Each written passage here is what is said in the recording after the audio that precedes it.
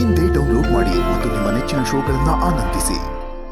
ಮರಿ ನಂಗೆ ಮದುವೆ ಇಷ್ಟ ಇಲ್ಲ. ಮತ್ತೆ ನಿನ್ನ ಬಾಯಿಂದ ಈ ಮಾತು ಬಂದ್ರೆ ಈ ಮನೆಯಲ್ಲಿ ನನ್ನ ಹೆಣ ಬೀಳುತ್ತೆ. ಬಂಗಾರಿ, ಹಾ, ಯಾಕೆ ಹೀಗೆಲ್ಲ ಮಾತಾಡ್ತಿದ್ಯಾ?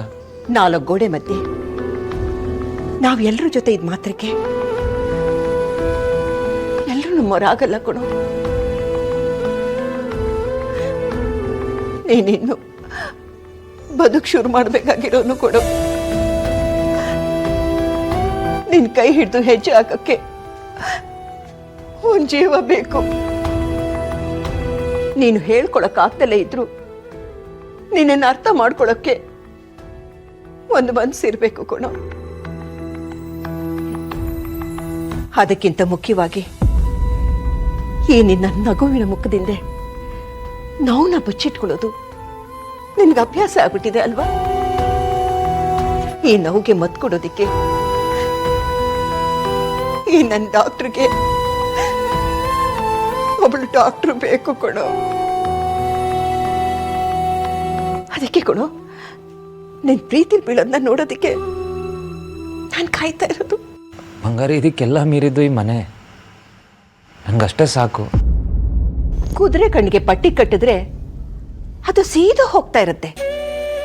ಅದು ಅಂದ್ಕೊಳ್ಳುತ್ತೆ ನನಗೆ ಕೊಟ್ಟಿರೋ ಕೆಲಸ ನಾನು ಸರಿಯಾಗಿ ಮಾಡ್ತಾ ಇದ್ದೀನಿ, ನನ್ನ ದಾರಿ ಸರಿಗಿದೆ ಅಂತ. ಆದ್ರೆ ನೇರವಾಗಿ ಹೋಗೋದಷ್ಟೇ ಬದುಕಲ್ಲ ಕಣೋ. ನಿನ್ನ ಕಣ್ಣು ಕಟ್ಟಿದಾರಲ್ಲ ಪಟ್ಟಿ, ಮೊದಲು ಅದನ್ನ ಕಿತ್ತು ಬಿಸಾಕು. ಮನುಷ್ಯ ಅಂದ್ಮೇಲೆ ಮನೆ, ಹೆಂಡತಿ, ಮಕ್ಕಳು ಇದೆಲ್ಲ ಇರಬೇಕು ಕೊಡೋ. ಬೇರೆಯವ್ರ ಖುಷಿನ ಬಯಸೋದು ತಪ್ಪಲ್ಲ ಕೊಡು. ನೀನು ಖುಷಿನ ಬದುಕಿಸ್ಕೊ, ಅದನ್ನು ಸಾಯಿಸ್ಬೇಡ ಕಣೋ. ಜೀವನ ಅಂದ್ರೆ ಮುಂದಾಗೋದನ್ನ ಬಯಸಿ ಮುಂದೆ ಹೋಗೋದಲ್ಲ, ಜೊತೆಲಿರೋದನ್ನ ಕಾಪಾಡ್ಕೊಳ್ಳೋದು ಆಗಿರ್ಬೋದಲ್ವಾ? ನೀನೊಂಥರ ತುಂಬಿದ ಕೊಡ ಇದ್ದಾಗೆ ಕೊಡು. ನೀನ್ ಯಾಕೆ ಈ ರೀತಿ ಮಾತಾಡ್ತಿದ್ಯಾ ಅನ್ನೋದು ನನಗೆ ಗೊತ್ತಿಲ್ಲ ಅಂತ ತಿಳ್ಕೊಂಡಿದ್ಯಾ?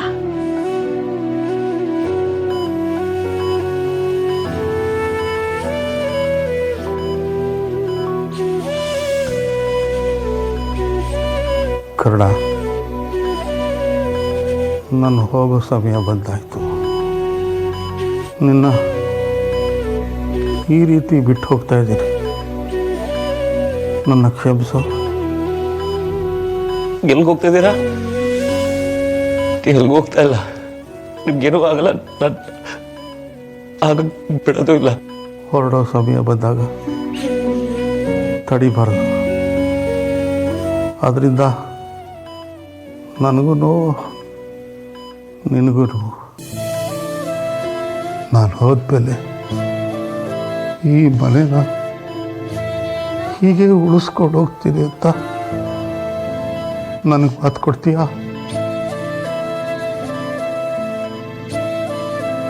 ರಮೇಶ ನಿನ್ನ ಯಾವ ಥರ ನಡೆಸ್ಕೋತಾರೆ ಅಂತ ನನಗೆ ಗೊತ್ತು. ಅವನು ಮೊದಲು ಹೀಗಿರಲಿಲ್ಲ. ಎಲ್ಲರ ಜೊತೆ ನಗ್ತಾ ನಗ್ತಾ ಸಂತೋಷವಾಗಿರ್ತಿದ್ದ, ಎಲ್ಲರೂ ಬೇಕು ಅಂತಿದ್ದ. ಅದೇನಾಯಿತು ಗೊತ್ತಿಲ್ಲ, ಇದ್ದಕ್ಕಿದ್ದಂಗೆ ಬದಲಾಗ್ಬಿಟ್ಟ. ಈ ಭಾರನ ನಿನಗೆ ಹೊರಿಸೋ ಹಕ್ಕು ನನಗಿಲ್ಲ. ಆದರೆ ಈ ಮನೆನ ನೀನಲ್ಲದೆ ಬೇರೆ ಯಾರು ಹೀಗೆ ಉಳಿಸ್ಕೊಡೋಕೆ ಸಾಧ್ಯ ಇಲ್ಲ. ಏನೇ ಬಂದರು, ಯಾರೇನೇ ಅಂದರು, ಈ ಮನೆಯವ್ರನ್ನ ಬಿಟ್ಟು ಹೋಗಲ್ಲ ಅಂತ ಮಾತು ಕೊಡು.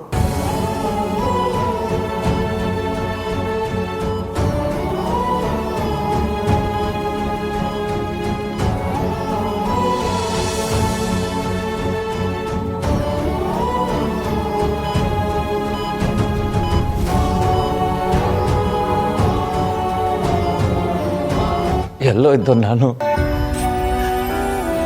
ನನಗೆ ಕರ್ಕೊಂಡು ಬಂದು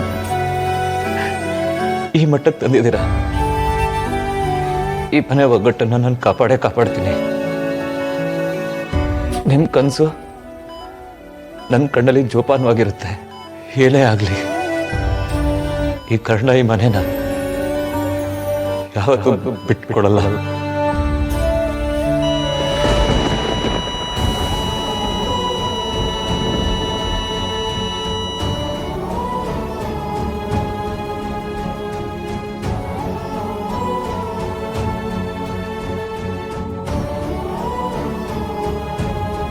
ನಾನು ಬರೋಕ್ಕೂ ಮೊದಲು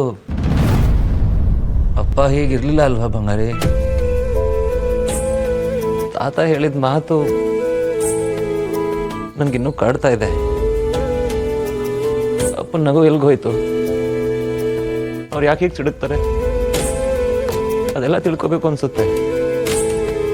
ಏನೂ ಇಲ್ದಿರೋ ಅನಾಥನ್ಗೆ ತಾತ ಬರೀ ಜೀವನ ಅಷ್ಟೇ ಕೊಟ್ಟಿಲ್ಲ, ಈ ಮನೆ ಉಳಿಸ್ಕೊಳ್ಳೋ ಜವಾಬ್ದಾರಿ ಕೂಡ ಕೊಟ್ಟಿದ್ದಾರೆ. ಅದು ನನಗಿಂತ, ನನ್ನ ಮದುವೆಗಿಂತ ತುಂಬ ದೊಡ್ಡದು. ನಂಗೆ ಬೇರೆ ಯಾವ ಆಸೆನೂ ಇಲ್ಲ.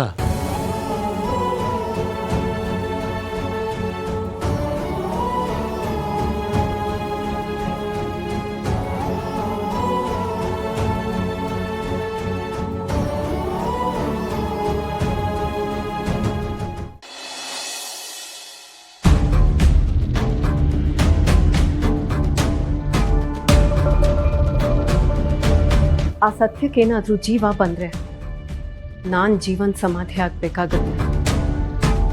ಕರ್ಣ, ನೀನು ಯಾವುದೇ ಕಾರಣಕ್ಕೂ ಆ ಫ್ಯಾಮ್ಲಿಗೆ ಹತ್ರ ಆಗಬಾರ್ದು. ಅಪ್ಪಿ ತಪ್ಪಿ ಈ ವಿಷಯ ಅವನಿಗೇನಾದರೂ ಗೊತ್ತಾದರೆ ಏನಾಗುತ್ತೆ?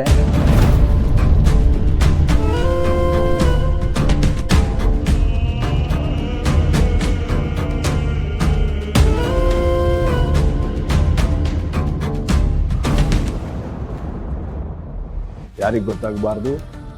ಏನು ಗೊತ್ತಾಗಬಾರ್ದು? ಏನು ವಿಷಯ? ಅಣ್ಣನಿಗೇನಾದರೂ ಈ ವಿಷಯ ಗೊತ್ತಾದರೆ ನನ್ನ ಇಲ್ಲೇ ಸುಟ್ಟಾಕ್ಬಿಡ್ತಾನೆ. ಇಲ್ಲ ಇಲ್ಲ, ಅಣ್ಣನಿಗೆ ಈ ವಿಷಯ ಯಾವುದೇ ಕಾರಣಕ್ಕೂ ಗೊತ್ತಾಗಬಾರ್ದು. ಅದು ಹಾಸ್ಪಿಟ್ಲಲ್ಲಿ ಸ್ವಲ್ಪ ಕಿರಿಕಿರಿ. ಡೋಂಟ್ ವರಿ, ನಾನು ಹ್ಯಾಂಡಲ್ ಮಾಡ್ತೀನಿ. ಏನಾದರೂ ಇದ್ರೆ ಹೇಳ್ತೀನಿ. ಯಾವುದೇ ಕಾರಣಕ್ಕೂ ನಿನ್ನ ಮಾತು ಮೀರಿ ಬೆಳೆಯೋದಕ್ಕೆ ಬಿಡಬೇಡ. ಸರಿ ಅಣ್ಣ. ಕರ್ಣನ್ ವಿಷಯ ಏನಾಯಿತು? ಗೊತ್ತಾಗ್ತಾ ಇಲ್ಲ. ಉಸಿರಾಡ್ಲಿ ಅಂತ ಬಿಟ್ರೆ ಹೊಸರಾಡ್ತಾರೆ. ನಿಲ್ಲೋದಕ್ಕೆ ಜಾಗ ಕೊಟ್ರೆ ಆ ಜಾಗನೇ ನಂದು ಅಂತಾನೆ. ಅದು ಅವನ ಭ್ರಮೆ. ನಾನು ಅವನಿಗೆ ಹೇಗೆ ಹೊಡಿತೀನಿ ಅಂತಂದ್ರೆ, ಅವನು ಸತ್ತಿದ್ದಾನೋ ಬದುಕಿದಾನೋ ಅಂತ ಅವನಿಗೆ ಗೊಂದಲ ಆಗಬೇಕು. ಹಾಗೆ ಹೊಡಿತೀನಿ. ಅವನ್ನ ಸುಮ್ಮನೆ ಅಂತೂ ಬಿಡೋದಿಲ್ಲ.